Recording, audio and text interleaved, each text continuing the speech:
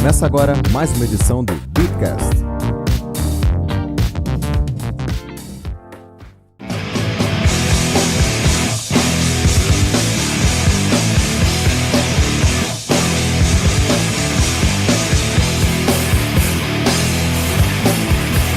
Rapaz, é com prazer inenarrável, incomensurável, ouso dizer mais, indizível, que eu abro mais um episódio desta bagaça desse Beatcast. Eu ouso dizer, com as devidas vênias, que esse vai ser o podcast mais polêmico dos últimos tempos. Hoje estamos com o senhor Ezequiel Gomes, da Dash Dinheiro Digital.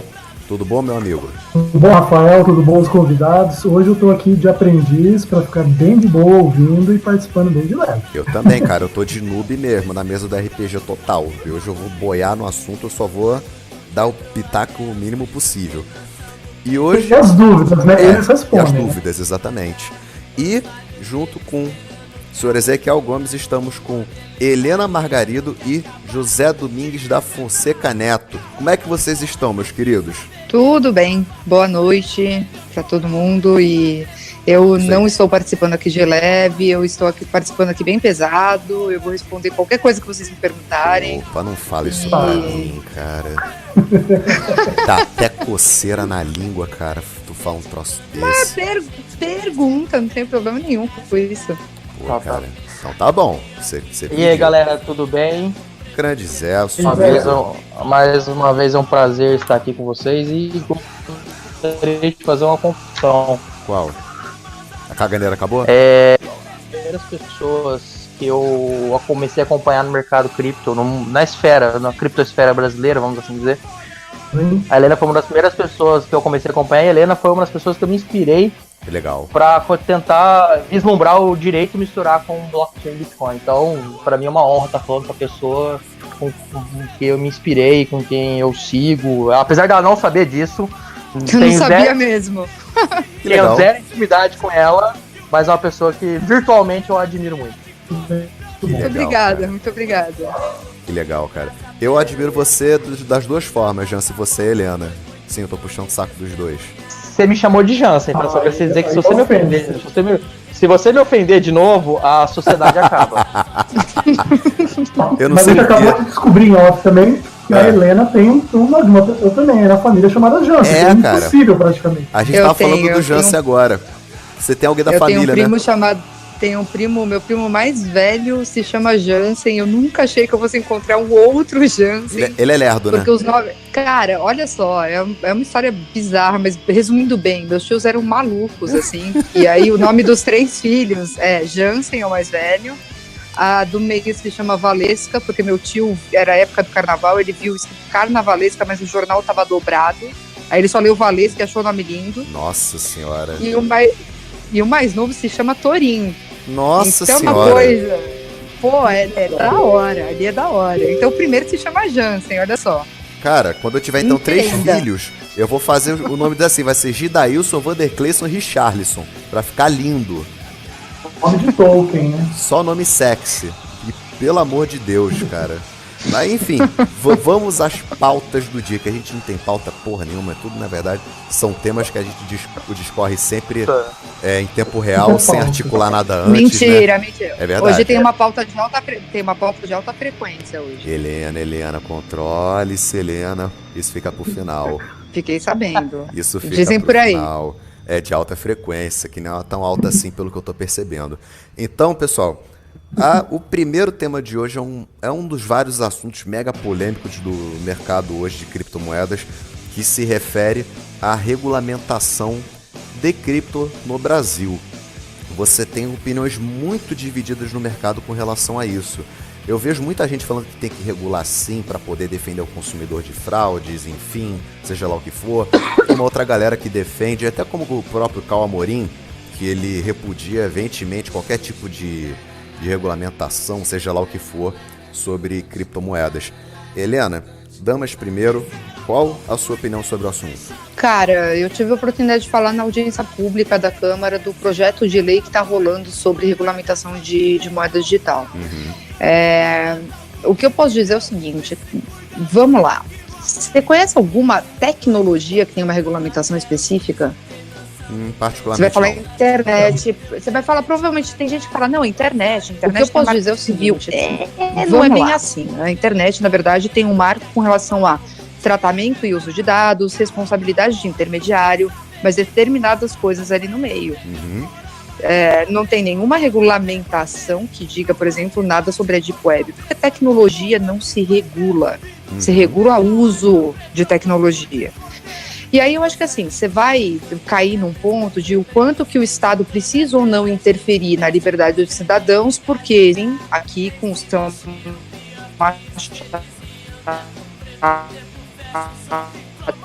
o problema todo é que se você deixar o negócio muito amplo, as pessoas costumam assim cair em pirâmide atrás de pirâmide, golpe atrás de golpe, e aí você tem o Estado mãe aí para dar uma protegida no cidadão médio. Pra dar aquele help, né? Ou na verdade para falar assim, olha, então agora vai ser muito mais difícil, muito mais burocrático, muito mais caro, porque vocês, energúmenos, não têm a capacidade de absorver que alguma coisa que prometa ganho garantido é esquema. Porque não, tá pagando. É óbvio que tá pagando. Na hora que parar Se de pagar, tá pagando, não é pirâmide, não é esquema, não é nada fraudulento, né? Então, exato. Enquanto paga é Mas tudo aí lindo. Você acredita, Helena? Eu nem falei pra vocês. O aluno que eu dei aula hoje, ele foi vítima da Money World? É sério. Eu avisei. A gente não vai rir em respeito. Eu tô avisando desde novembro. Ele riu, cara, pode rir. Os caras conseguiram me banir do Facebook por 30 dias, de tanta denúncia que fizeram no meu perfil. Conseguiram derrubar meu post várias vezes. Eles não conseguiram derrubar meu post do Medium, mas eu já tava preparando o Estimate também. Mas dia 1º de novembro. Então, quero ver. Não, o Estimate eles não conseguiram derrubar nem o do Gap, né? Então. Que estão loucos para derrubar o do GAP, mas enfim. E aí sobre regulação, eu acho que assim, cara, a tecnologia não se regula. Você vai ter que regular alguns usos de acordo com, o viés de cada um dos países e principalmente aqui no Brasil, o Banco Central fala muito disso, que é risco sistêmico. Então, o quanto que aquilo lá está representando de risco para a população no geral e o quanto que o Estado deveria de fato intervir nisso, né? Eu, sinceramente, eu não sou muito fã de regulamentação, porque regulação, como vocês quiserem chamar, ela vem errada, que é o caso desse projeto de lei que está em tramitação. Foi do deputado Áureo, não foi ele que começou a palhaçada? Esse mesmo. Exato. Eu tive um debate com ele maravilhoso na minha audiência pública da Câmara, que vale muito a pena ver. O Zé tá doido pra ouvir. É maravilhoso, tá no ar, acho que tá no site do Planalto. Não, o Planalto eu assisti, o Planalto tem um canal no YouTube, fica tudo gravado e guardado lá. Mas a parte que eu falei foi ok, assim, tipo... sei lá, acho que foi boa, mas o legal foi o debate, foi o Bardilson, que é o diretor de normas do Banco Central, eu e o deputado, e a gente dava, assim, cortada no deputado direto. E teve uma hora que eu dei uma, e ele ficou 5 segundos quieto, assim, eu vi o vídeo, acho que umas 50 vezes pra contar quanto tempo. E a plenária tava cheia, a galera começou, bater palma. Nem tem uma galera pra botar fogo no negócio, né? Nem não, tem. mas e olha que era lá, e era o pessoal que tava acompanhando outras audiências públicas, né, e outras sessões. Eu acho que assim, pra mim, o que eu fiquei chocada foi da total falta de conhecimento de uma coisa que ele tá tentando se colocar como pai da regulação. Que entendeu? eles mesmos, durante a primeira audiência, que até se eu não me engano foi o Fernando Ures e Marcelo Miranda participaram, exato, que o próprio governo categoricamente com essas palavras falou: a gente quer regulamentar, vocês têm que declarar no imposto de renda, papapá, o escassachê, só que a gente não sabe nada da tecnologia, mas estamos buscando conhecimento. Mas como é que você busca regulamentar um troço que você não entende? Sei lá, cara, é tipo você querer... Como que eu posso dizer? Eles estão querendo regulamentar como um meio de pagamento, bacana, e todos os outros usos de criptoprotocolos que não sejam... A primeira proposta do deputado Mauro é: Bitcoin é um arranjo de pagamento, ponto. Banco Central, se vira. Ativo financeiro. E aí o Banco Central virou para ele: Bitcoin não é um arranjo de pagamento, porque a gente está estudando Bitcoin. Sim. Exato. Se vocês mandarem, o Banco Central falou, se vocês mandarem isso pro Banco Central, o Banco Central não vai fazer nada, porque a gente entende que isso não está no nosso escopo, nem que venha uma lei falando que isso está no nosso escopo. Exatamente. Agora imagina A CVM está querendo conversar sobre tornar o Bitcoin como um ativo financeiro, né? Eu vi uma parada dessa na internet, não sei se isso procede ou não procede. Eu queria saber com base no que eles estão querendo colocar o Bitcoin como ativo financeiro. Se for colocar como ativo financeiro, como é que fica a questão da regulamentação que eles tanto estão querendo colocar em cima? Cara, eu acho o seguinte, a questão de ativo financeiro, entenda que ela, na verdade, ela é como se fosse uma invenção jurídica, vamos dizer assim. A gente definiu aqui, você pode usar para o que você quiser, mas isso também é ativo financeiro. Sim. Exemplo clássico, ouro. Ouro é um ativo financeiro, em determinadas formas. Não significa que a joalheria que vende polar precisa ter uma autorização da CVM, porque ele está vendendo ativo financeiro. Claro. Entendeu? Mas é uma coisa que, olha, o ouro ele pode existir como ativo financeiro e quando ele surgir nesse contexto, a gente está colocando essa regulamentação. Mas no caso hoje ele é tratado mais como uma commodity do que como ativo financeiro, né? Propriamente falando. É que as próprias commodities, dependendo da forma como elas são colocadas, elas entram como ativo financeiro também. Soja, milho, boi, café, enfim. Tudo isso pode acabar entrando, contratos disso podem acabar entrando como ativos financeiros, né? A maioria dos contratos na B3 não são, os caras estão negociando contrato de soja, o cara não vai entregar soja. Exato. A grande maioria. Quando eu fiz meu mestrado, a minha dissertação foi sobre o mercado da indústria sucroalcooleira. O segundo maior, acho que comprador, se eu não me engano, de álcool, de etanol no Brasil, era o Morgan Stanley. E assim, eu acho que o Morgan Stanley não tem refinaria, não tem nenhuma produção de etanol de verdade, entendeu? Então era meramente especulativo. E assim, eu não acho isso ruim, porque quando você está falando de investidores institucionais, e aí eu não estou falando só de fundos, tá? Pensa em fundos de pensão, que precisa fazer diversificação de portfólio e risco e etc. Na hora que você está falando desses caras, eles têm por estatuto deles, eles só podem investir em ativos que tenham alguma regulamentação específica. Na hora que você cria um cenário desse, você cria um ambiente regulatório favorável para entrar dinheiro novo no mercado. E aí a tendência do preço é subir pra caramba. Isso. Então, Helena, você não acha que é uma regulamentação mais soft? O que eu falo com uma regulamentação mais soft? Obviamente no Brasil vai ser difícil, tá? A gente conhece o nosso mercado, a gente conhece essa Constituição aí socialista não tem nada soft em regulamentação aqui, cara. Nosso estado neoliberal, né? Neoliberal. Uma regulamentação mais soft no sentido de que é exatamente o que você falou. A gente tem um detalhe com criptomoeda. Criptomoeda, de repente, ela se comporta como uma reserva de valor, como um ativo financeiro, a pessoa quer guardar vocês estão ouvindo? Sim. Guardar por vontade meramente especulativa. E você tem também um monte de empresa que está surgindo nesse ecossistema, querendo fazer, por exemplo, um meio de pagamento, um gateway de pagamento. Ou seja, a criptomoeda ali não é um ativo que ele vai fazer, você vai querer liquidar rapidamente. Então, assim, inclusive tem clientes que estão querendo começar a fazer isso e é uma loucura a gente começar a tentar discutir isso. Cara, essa discussão começando a basilar isso, olha, se você guardar por, não sei, isso é uma ideia, tá? Se você guardar por muito tempo, essa porra é um ativo financeiro. Se você usar como meio de pagamento, então é um meio de pagamento.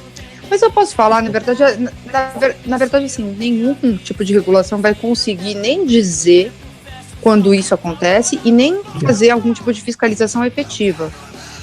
Na verdade, se você puxar para exemplos mais práticos de coisas que já tem hoje, imóvel você pode comprar para morar, você pode comprar para especular a compra e venda, você pode comprar para gerar recebível de aluguel, ou você pode comprar direto um título de recebível imobiliário de alguém que já faz isso. Ou deixar para MTST ocupar, né? Invadir, né? Exato, é sempre uma opção, né? Dependendo da sua orientação ideológica, aí, vamos dizer assim.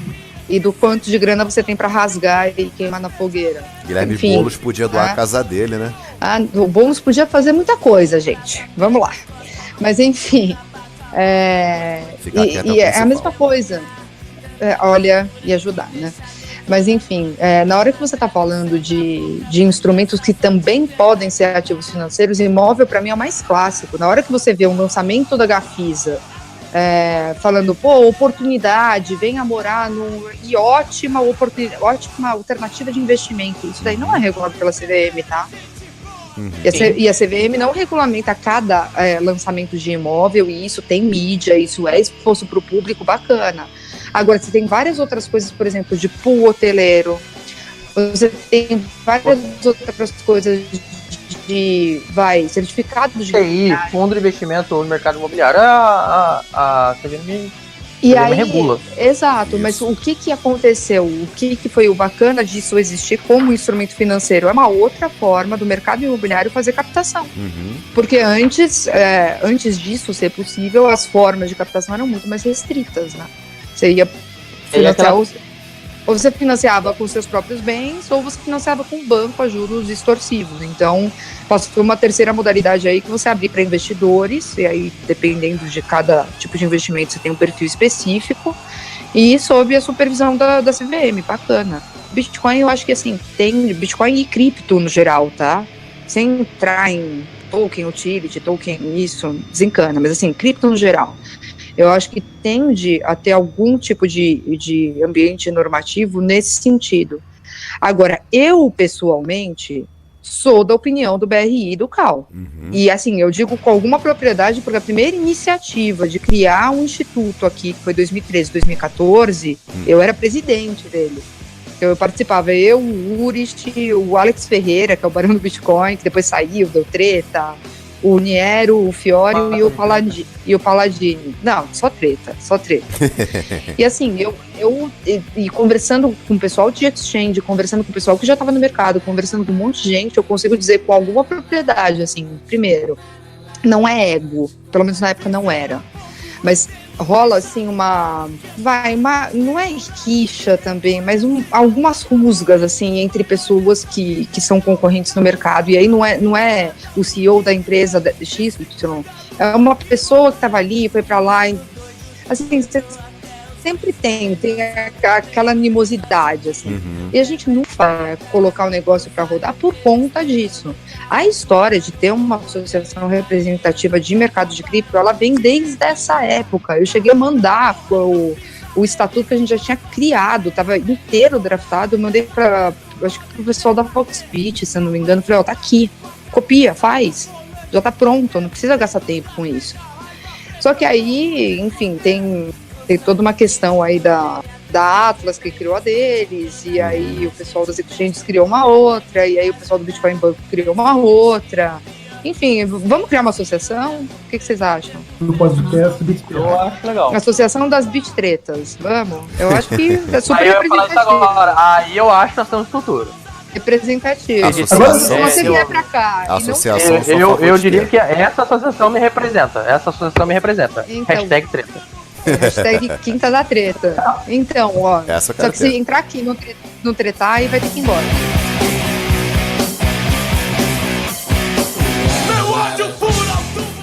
Você já ouviu falar da RTM? É uma plataforma P2P conectada a mais de 500 bancos em 40 países que permite operar em vários pares de criptomoedas, como Bitcoin, Ethereum, Litecoin, Ripple, Monero, Zcash, entre muitas outras. Compre e venda criptomoedas e resgate seus lucros diretamente em sua conta bancária. Acesse rtm.io. A Walltime é a primeira corretora de bitcoins do Brasil a oferecer atendimento personalizado 24 horas por dia. Além de praticar uma das melhores taxas, possui uma das plataformas mais seguras e estáveis do mercado. Acesse a Walltime através do site walltime.info.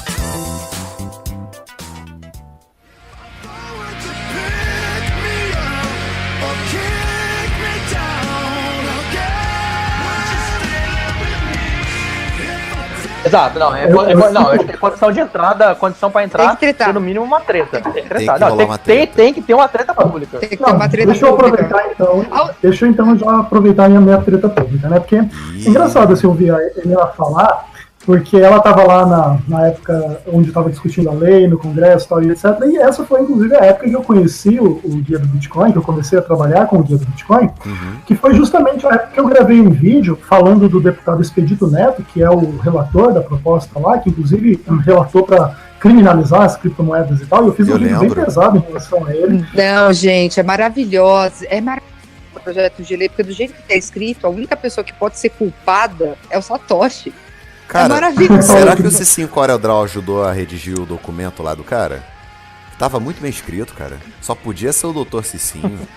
Meu, o Cicinho CorelDRAW não tem essa capacidade nas coisas da Minerwood. A gente chega lá, não vamos dar spoiler. Tá não bom, vamos dar spoiler. Tá bom.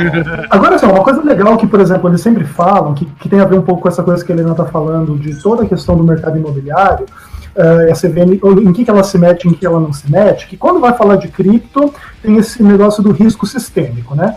Agora, o risco sistêmico é o quê? É o risco para o sistema voltado para o povo, que as pessoas estão investindo e pegando dinheiro, ou é o risco realmente do banco e do governo perderem o controle sobre o dinheiro? Que eu acho que esse é o único risco que importa realmente para eles, né? É que eles não têm que perder o que eles nunca tiveram, eles não têm controle sobre criptomoeda. É os dois, né, cara? A definição de risco sistêmico dos reguladores é a seguinte, tem um exemplo bem bom que é do mercado de meio de pagamento, que começou a ser regulado em 2013.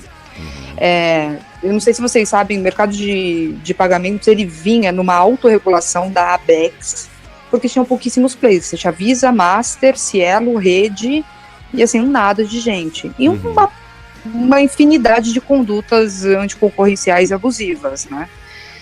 Tanto que você só podia passar Visa na maquininha da Cielo, só podia passar Master na maquininha da Rede. Eu lembro disso. Então, em 2013 surgiu uma medida provisória, na verdade, que virou lei, colocando na supervisão do Banco Central o mercado de arranjos e de instituições de pagamento. E qual que era a justificativa? Enquanto eram poucos players, e esses players eram ou de bancos diretamente, ou tinham como grandes investidores bancos, eles faziam uma gestão de risco operacional, risco de liquidez muito grande. Mas a partir do momento que entrou o PayPal, foi um grande divisor. E aí todos que vieram para o sistema financeiro nacional, que assim, de cada 100 milhões que tinha na conta dessa empresa, 100 mil era dela. O resto era de terceiro. Isso é risco sistêmico. Você está lidando e você está operando com grandes volumes de muita gente e só uma partezinha daquilo lá é teu. É terceiro, e aí? Então, fazer isso, né? Exato, só que aí como o volume de operação desses caras começou a ficar muito alto, eles começaram a ver que isso representava um risco grande para a população, porque se eventualmente você tem uma falência, uma penhora trabalhista, etc., vai pegar dinheiro dos seus clientes, entendeu? Porque tá tudo na tua conta bancária. Era isso que eu queria emendar. Exatamente na questão da penhora. Aconteceu com o Bitofert, mas o Bitofert está envolvido até as tampas com a pirâmide da Minerwood, então eles só quero pontuar, mas eles falam não, que agora não, não tem mais nada. Peraí, agora eles tiraram o cu da reta. Calma. Peraí. Eu vou chegar onde eu quero chegar. Vamos só deixar claro. Pera, não é barraco, vou só deixar bem claro. Bitofert é da Minerwood, sim, tá? Independentemente do que eles falem, Bitofert é da Minerwood. Aquilo lá é uma grande estrutura lotada de laranja, de esposa de um, de fulano, de outro que, não, eu tô aqui para fazer a parte técnica. Aqui, ó, Bitofert e Minerwood é a mesma coisa. Mesmíssima coisa. Continue. Eu sou com 2 neurônios, sabe disso. Mas onde eu quero chegar isso você começa a perceber até nas declarações do Banco Central. Antes de 2017, antes do pouco do meio de 2016, o mercado de criptomoedas eu não regulo, mas eu estou olhando. O primeiro comunicado deles é 2015, 2014, que foi esse. Olha, a gente não regula, mas a gente está olhando. Criptomoedas deu um outro boom e chegamos até o preço máximo de 19 mil, etc. dólares, quase 20. E aí o negócio cresceu. Cresceu como? Cresceu que, inclusive, as exchanges hoje movimentam dinheiro para baralho.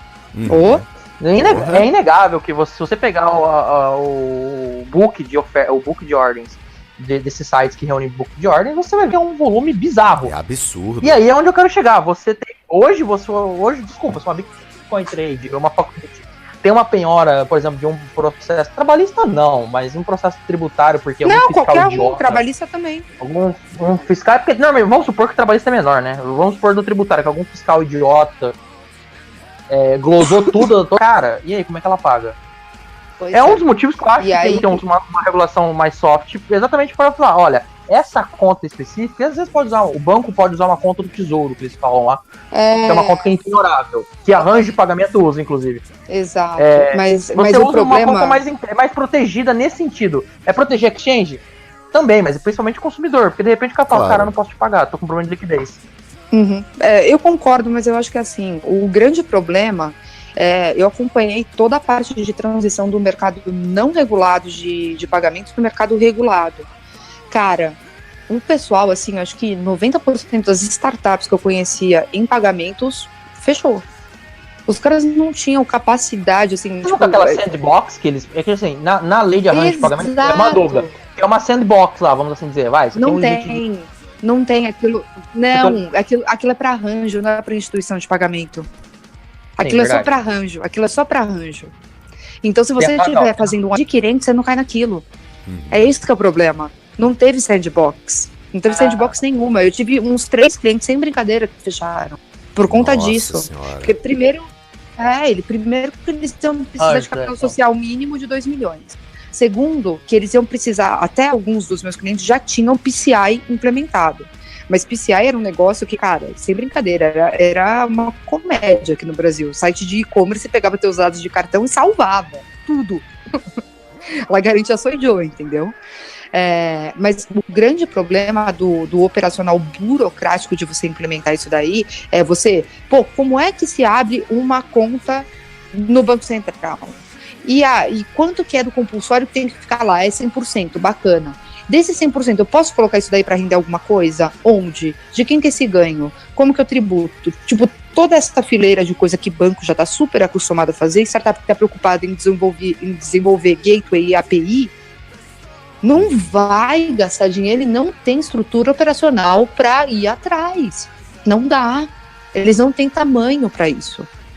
E aí o Banco Central tem que... o sistema de comunicação... Uma vez eu fui ler, eu tava vendo com um cliente, eu fui ler rapidinho como é que era o sistema de comunicação da tal da conta. É bizarro, eu falei, cara, esquece.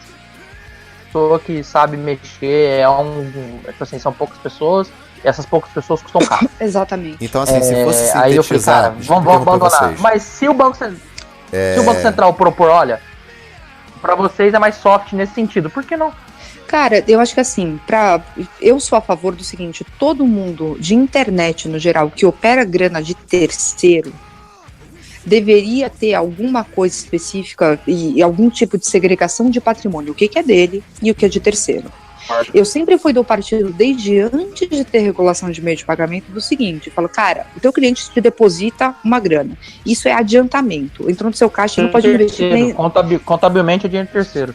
Exato, não entra nem como receita, então você não pode aplicar isso nem na poupança. Exato. Assim, você tá 100% responsável por essa grana.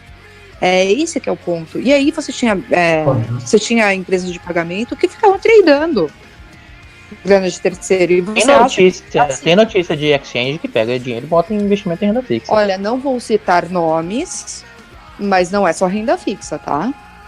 Eu tô sendo conservador. Você tá sendo bem conservador. Não tô falando só de Brasil, mas enfim, não é. É óbvio, você tem uma cacetada de dinheiro lá.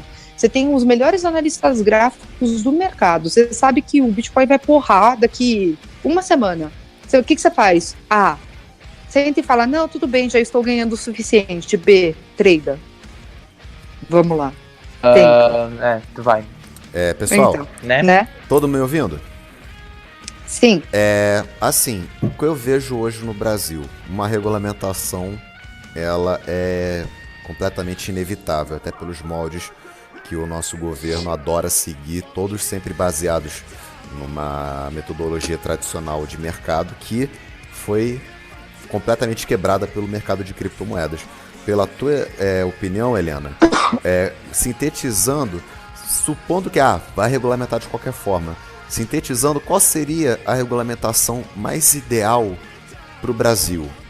E se você tem algum exemplo de algum país que tem uma regulamentação que você acha que é mais ou menos favorável para o Bitcoin, que poderia ser refletida aqui no país? Não, nenhum país, ao meu ver, tem. Nenhum? Aqui ao meu ver, não. Por enquanto, não. E ao meu ver é o seguinte, aqui no Brasil, as pessoas elas precisam parar de acreditar na forma das coisas, entendeu?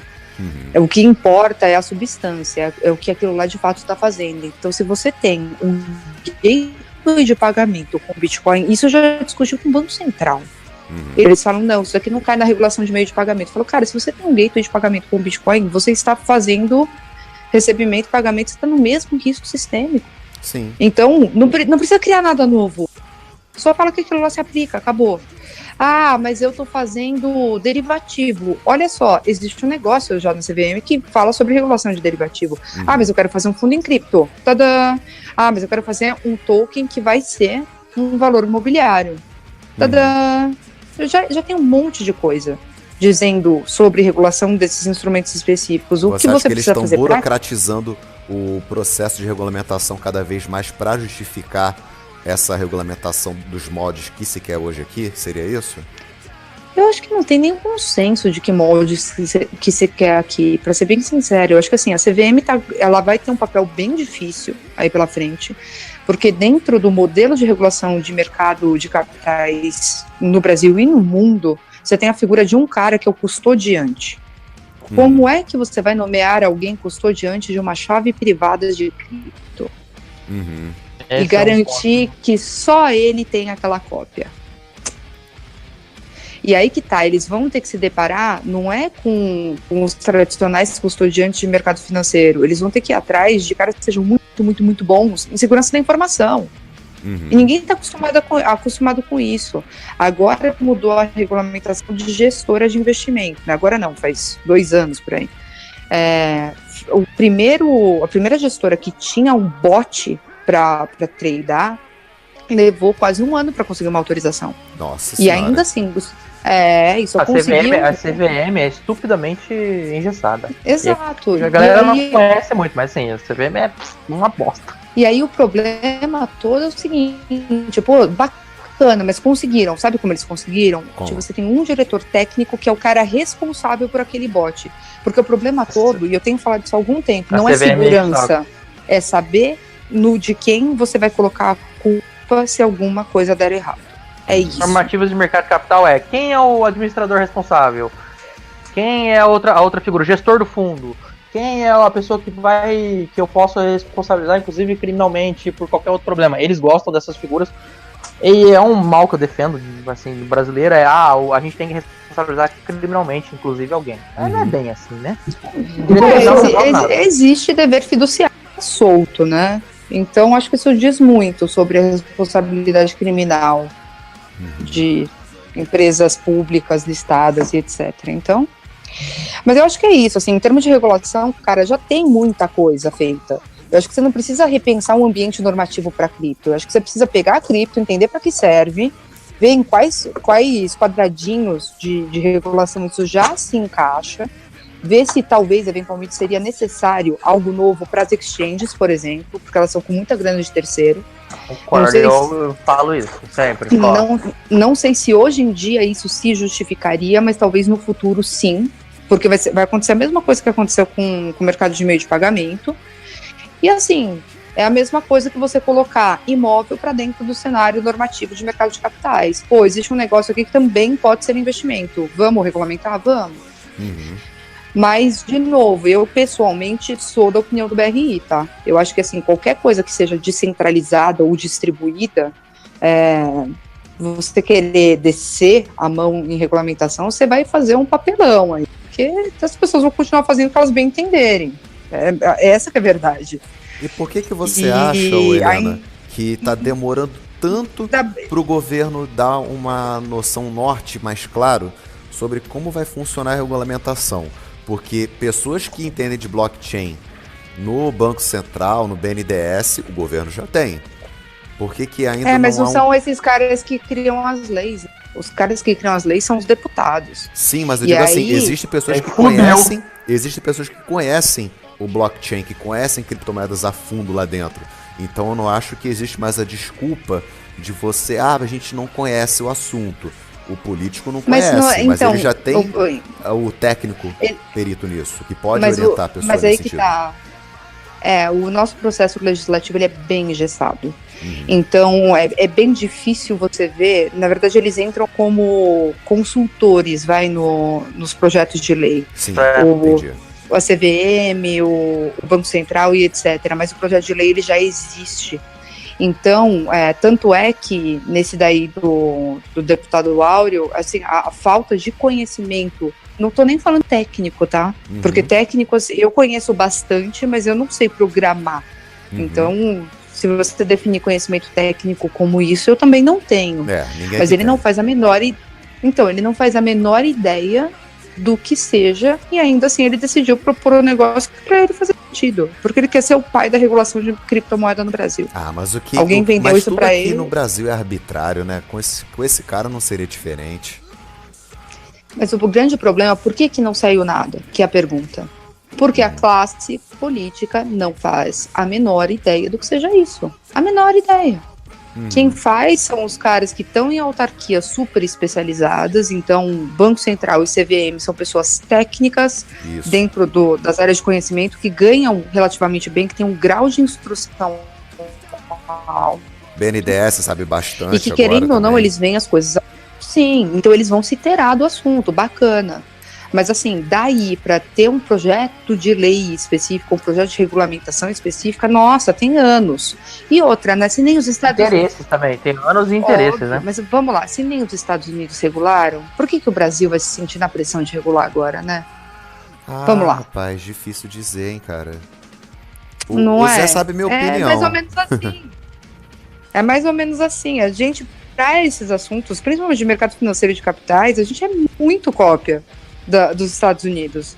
Não vou nem falar Europa, Estados Unidos mesmo. Na CVM se usa jurisprudência do FTC nos Estados Unidos. É inacreditável, assim. Desculpa, da SEC. No CAD se usa a jurisprudência do FTC. Se usa mesmo. É outro sistema legal, outro sistema normativo, mas eles usam. Então eu acho que é muito por aí, assim. Acho que a vontade de política não existe. O conhecimento da classe política também é quase porque zero. As pessoas não entendem ainda para que serve, né? O problema é que quando entenderem, eles vão ver que enrascada que eles se meteram, né? E na hora que a coisa acontecer de verdade, não vai ter mais volta, né? Porque acontece um fenômeno bem interessante. Você tem pessoas técnicas, tem um conhecimento de Bitcoin no Brasil, você tem uma massa, né, da população que não conhece. E dentro, por exemplo, de um sistema governamental, acontece também assim. Você tem dentro do Banco Central, você vê etc. Pessoas que têm conhecimento, e no legislativo a galera não sabe nada. Então, o que vai acontecer? Nós temos que fazer o papel de fazer a adoção cada vez maior em massa e etc. E a hora que isso acontecer, toda essa legislação e etc. vai ter que se moldar à própria realidade. Isso vai aí. se defrontar com o fato de que está da forma como eles gostariam de regulamentar. E aí já era. Olha, eu vou falar uma coisa. Vou marcar uma coisa que eu vou falar aqui agora. Eu não dou 2 anos para algum político brasileiro ser preso, ou no mínimo indiciado, por lavar dinheiro com Monero, com Zcash, com Dash. Eu não dou 2 anos pra uma merda dessa acontecer, cara. Precisa, já tem caso na Lava Jato do Rio. Tem caso já. Não tô, quero ver preso. Lavou na corretora, né? Aí. Lavou na corretora. Lavou na corretora, botou o dinheirinho na corretora. Mas é a culpa da corretora também. Aí eu sou obrigado a falar, porra, teu pessoal de compliance lá aceitar dinheiro. Eu vi o processo. Exatamente. Aceitar dinheiro de uma empresa que não tem funcionários, que foi aberta há menos de 1 ano. Você quer me fuder, né? Cara, eu já dei palestra no COAF, né? No dia que eu fui no COAF dar palestra sobre... Eu falei, vou explicar pra vocês como não dá pra lavar dinheiro com Bitcoin. Não dá, eu concordo com você em gênero e grau. Qualquer pessoa que conhece tecnologia sabe. Se você usar para crime, está fudido. Tudo registrado na blockchain é a coisa mais imbecil você usar o Bitcoin para lavar dinheiro. E aí é facinho, porque aí você baixa uma lei e fala assim, olha, é o seguinte, as pessoas que transacionarem Bitcoin no país, elas são obrigadas a ter um recibo, nome da pessoa, CPF e etc. Só isso. E se você não fizer isso, você vai arcar com qualquer responsabilidade criminal que tenha dentro da transação que você... Pronto, acabou. 2 linhas de lei. Acabou.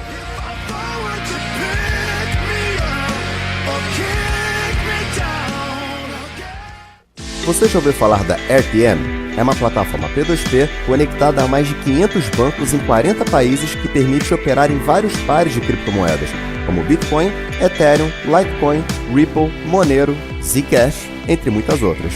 Compre e venda criptomoedas e resgate seus lucros diretamente em sua conta bancária. Acesse rtm.io.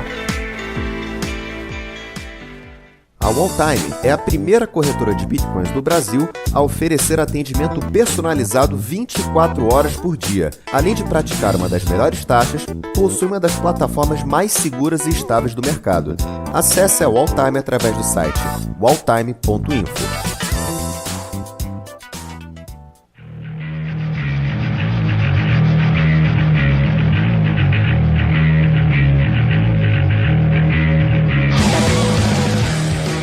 Concordo. Já tem, porque todas as exchanges emitem nota fiscal. Pronto. As que eu negocio. Desculpa. Não. Elas emitem. A questão não é emitir nota fiscal. A questão é o KYC que eles vão fazer do cliente. Ah, sim. Eu tô falando no sentido de que, olha, se eu quiser saber, eu já sei. É só ir lá na exchange, ver a nota fiscal, ver o teu CPF, fala, cara, uma regra de trade idiota. Se ela te cobrou X de taxa, você pronto. Na época que eu tava na BitInvest, 2013, a gente foi criar todas as regras de compliance. Eu falei, cara, a gente vai reportar com AF ponto. Por quê? Eu falei, porque a gente é um intermediário na internet, lidando com um monte de grande terceiro. Ah, mas não tem nada específico. Eu falei, cara, se você interpretar isso aqui desse jeito, a gente é uma pessoa obrigada. Porque tem e outros casos semelhantes. É tipo aquelas abstrações de interpretação jurídica de norma. Eu falei, cara, tem que reportar. Tem que ter esse SPOAF. Tem que fazer KYC de cliente. Seria muito lindo se não precisasse, mas sim, vai ter, mas isso no X, se vira. Tem uma galera que defende, inclusive a pessoa que falou isso uma vez, eu acho que foi no podcast, foi em outro lugar, essa pessoa se envolveu com um crime, eu não vou citar nome também, mas assim, a pessoa falou assim, não preciso fazer KYC porque o banco já faz. Cara, não é assim que a banda toca, todo mundo faz, as duas pontas do negócio eu acho que inclusive as duas pontas devem fazer uma questão de regra de compliance, os dois fazem para filtrar. Olha só, eu concordo quando você está intermediando transação entre terceiro. Quando você está comprando e vendendo teu Bitcoin, aí você vai cair numa área cinzenta que, olha... Falando no peer-to-peer? No peer-to-peer, você tem o Bitcoin que você está comprando e vendendo... Você não necessariamente precisa. Tô falando de exchanges e gateways de pagamento. Não, exchange que tá unindo duas pontas, esquece. A minha opinião é que tem sim. Gateway de pagamento, idem. Mas na hora que você tá operando em balcão OTC ou peer-to-peer, aí a nossa norma não é boa o suficiente para falar que sou obrigado, viu? Não é. Não é. Aqui no Brasil não é. Então, assim, no limite, você pode falar que essas pessoas que estão operando em OTC e que estão operando em peer-to-peer, elas não precisariam, de fato, ter conhecimento de origem, destino, capacidade de recurso financeiro e etc. Porque não tem norma específica. Então, se não tem norma específica, você pode fazer como você quiser, certo? Mais ou menos isso. Mas aí, por exemplo, tem a lei de anti-lavagem. Não é lei de lavagem, peraí. Qual que é a lei 11, não sei o que, barato? A lei de corrupção. Sim. Ai, nossa. Não, você tem uma lei geral que dá margem pra te fuder. Ela é super geral. Cara, é uma lei geral. Eu adoro como o Zé transformou o juridiquês num palavrão, cara. Eu acho isso fantástico. Então pra que serve? Pra te fuder. Se o mercado você botar na tua bunda sem vaselina com areia de praia, vai botar. Cara, eu acho que o juridiquês tinha que ser assim, tinha que ser tipo Olavo de Carvalho falando, entendeu?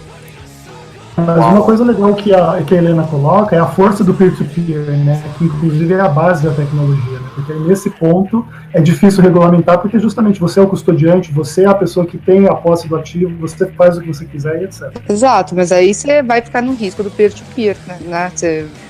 Ou do cara, de você mandar o dinheiro e o cara não te mandar a cripto, ou de você ir negociar ao vivo, o cara enfiar uma arma na tua cabeça e... Nossa, né? Isso é verdade. Isso pode sempre existir essa possibilidade. Já aconteceu o caso de sequestro, acho que foi sequestro no Reino Unido, né? Foi. Isso não devia ser centralizado então na cabeça, né? É a única solução. Né? Exatamente. Então, por isso, assim, eu acho o peer-to-peer hiper arriscado. Eu ainda que tenho filho, etc., Então eu acho super arriscado. Tem pessoas com super reputação no mercado, isso é verdade. Mas por outro lado, tem pessoas que já tiveram super reputação no mercado e deram putas golpes. Não, né? e eu acho que assim, por mais que o P2P ele tenha sido a base primária do crescimento do Bitcoin, eu acho que o P2P por si só, ele tá muito defasado.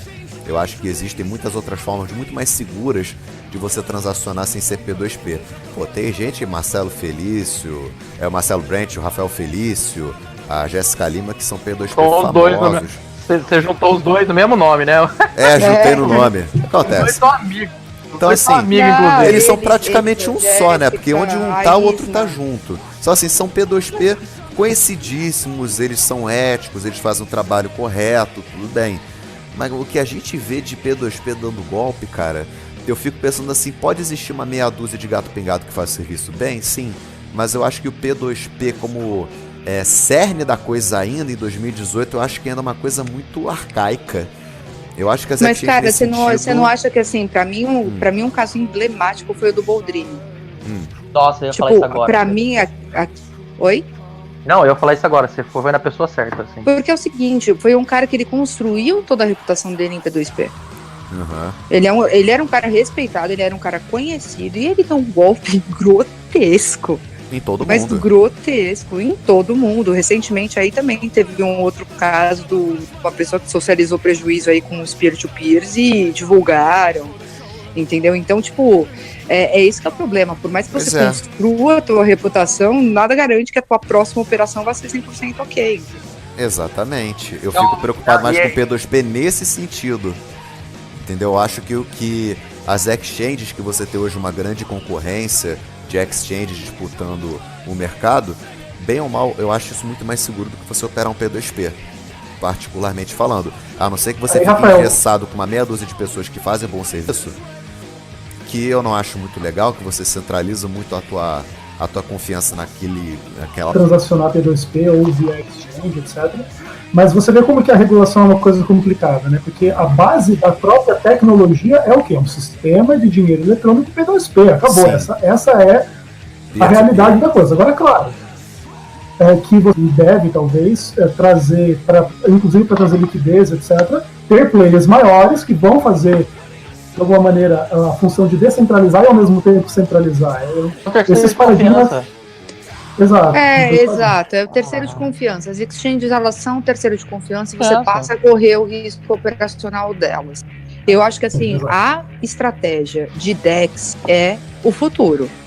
E eu acho também, vendo, mais a longo prazo, aí 5, 10 anos, eu tenho para mim que a grande maioria das moedas fiat vão ter alguma forma tokenizada. E aí isso daí vai ser controlada por Banco Central, vai ser... negociado em banco comercial. Uma cripto estatal, que nem a Petro lá na Venezuela, você diz. Não, a Petro na Venezuela é um scam. Aquilo é golpe. Tudo bem. E o Tether também, tá? Porque o Tether, afinal de contas, né? Mas estou falando efetivamente, caso da Escandinávia, depois Suécia, que baniu o dinheiro em espécie, que deixou tudo em moeda eletrônica. Eu acho que, assim, tokenizar isso, daí para tokenizar é um pulo, entendeu? Sim. Austrália, e aí é lógico e é barato. Vamos colocar no racional. Exato. É lógico acontecer, porque você já tem um dinheiro abolido, é barato. Blockchain é uma tecnologia barata para um caralho. Assim, não conheça hoje nada mais barato que blockchain para você fazer transações, seja de dinheiro, seja de informações. E sem burocracia. Qualquer fim das contas, eu acho que, assim, você vai ter esse modelo estatal, você vai ter um misto ainda desse modelo estatal, de dinheiro tokenizado, moeda nacional tokenizada, com exchange descentralizada, porque aí você não fica com risco de contraparte, entendeu? O grande problema de exchange, no geral, é o risco de contraparte, é você correr o risco de liquidez e risco operacional e todos os riscos de uma empresa de tecnologia. Pô, deu problema na Foxbit esses dias do 2FA.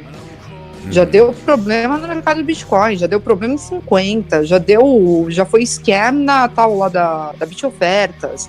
A Negocie Coins é outra que vive com com uma nuvem preta na cabeça, com um monte de gente com desconfiança. É muito esquisito, né? Vinculado ao Bitcoin Banco, que é uma outra empresa que tá estranho.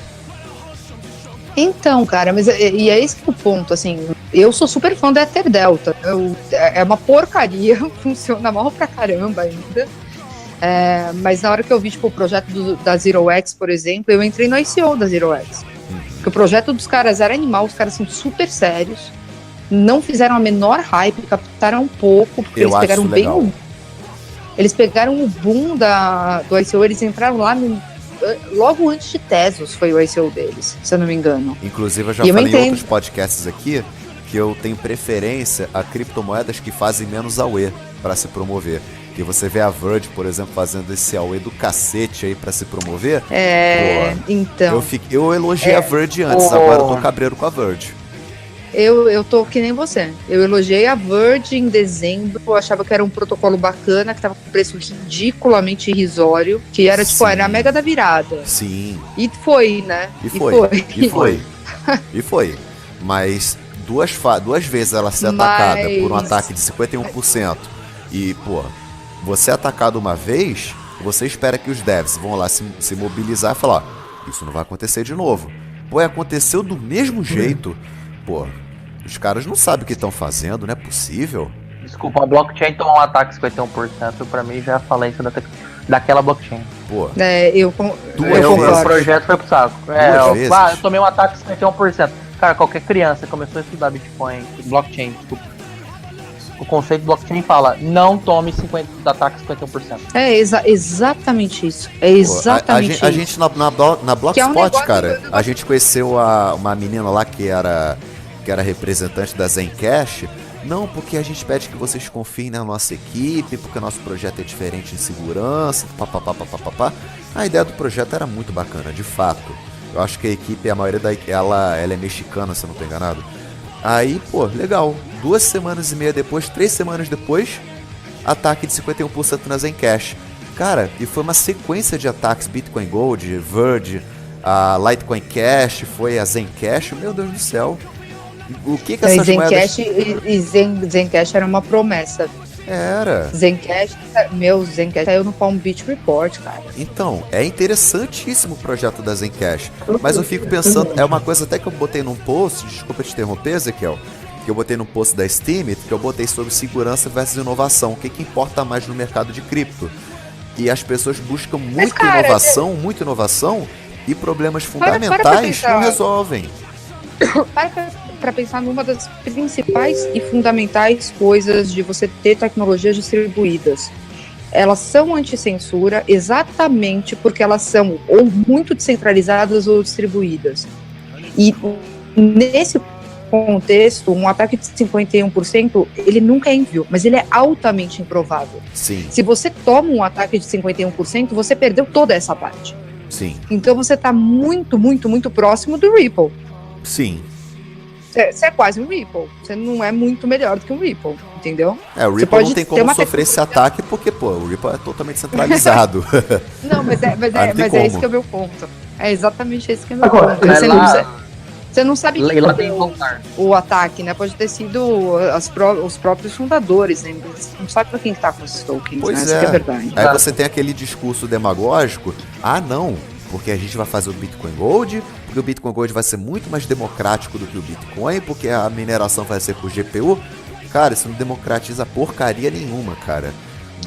O cara que tem dinheiro pra comprar uma cacetada de GPU pra minerar aquela porcaria, aquela merda do BTG, vai ter pra comprar a SIC Miner pra minerar Bitcoin. Não é uma questão de opinião, é um fato. Se o cara tem 1 bilhão pra comprar uma caralhada de S9 pra minerar BTC, ele tem 1 bilhão pra comprar uma cacetada de GPU.